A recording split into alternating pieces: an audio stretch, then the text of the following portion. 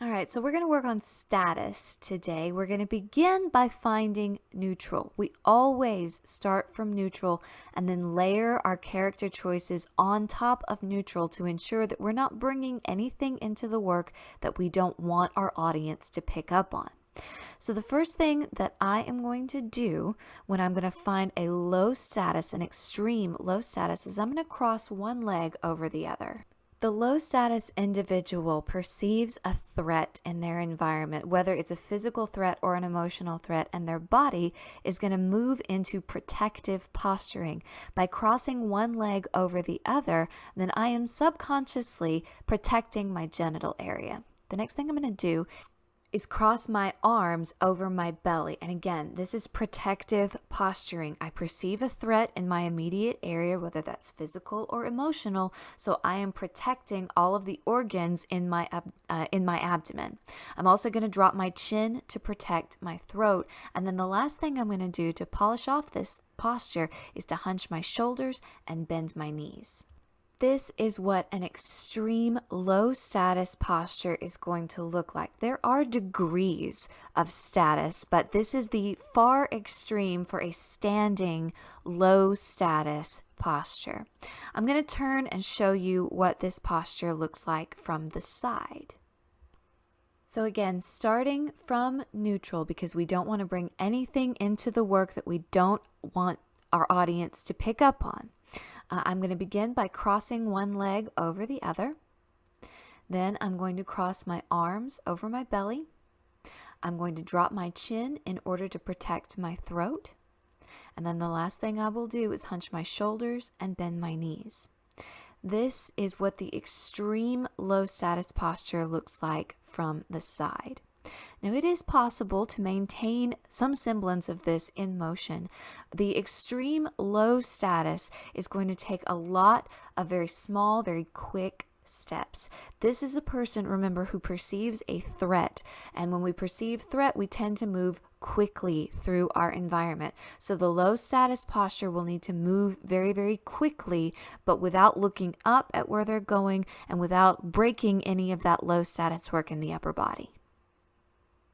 Now I'm going to transition and show you what the opposite, high status, looks like.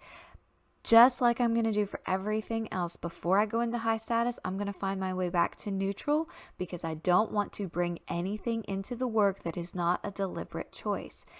High status is exactly the opposite. So instead of crossing my legs, I'm going to begin by opening my toes outward and then stepping out so that my ankles are wider apart than my hips are.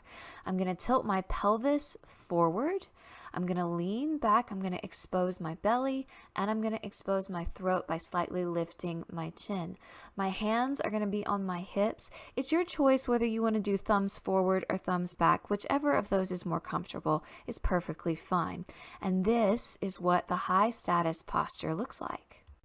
The high status individual does not perceive a threat in their environment. In fact, they're remarkably comfortable in their environment and with the people around them.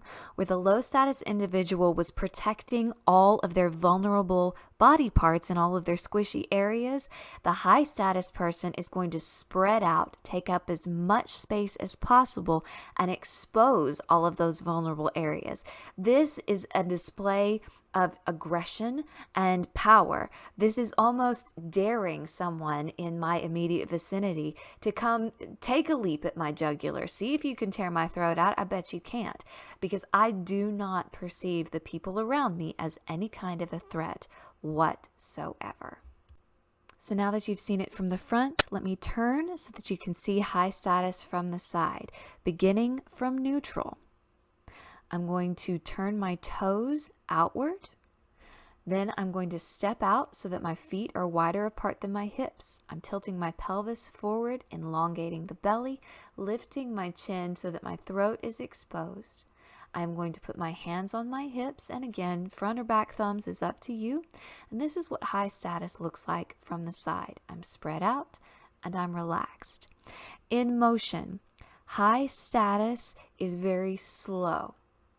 The high status individual is not dependent on anybody else's timetable, nor do they respect anyone else's timetable. They're in charge.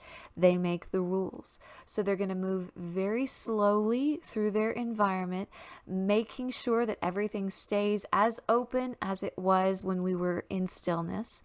And this posture, this motion says to the world that I am not afraid of you. I do not perceive you as a threat. And that's what high status looks like.